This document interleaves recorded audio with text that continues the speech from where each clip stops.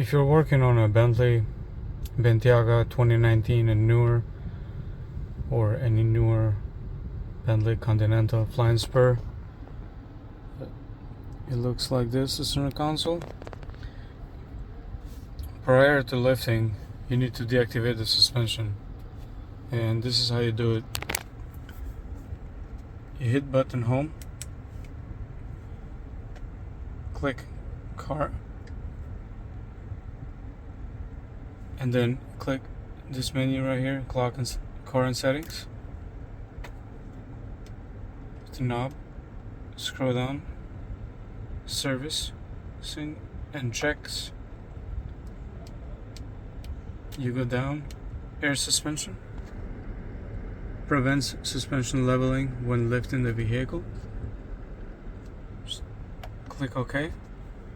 The yellow light will lit up, and now it's ready to lift it. You do the same thing when you lower the car.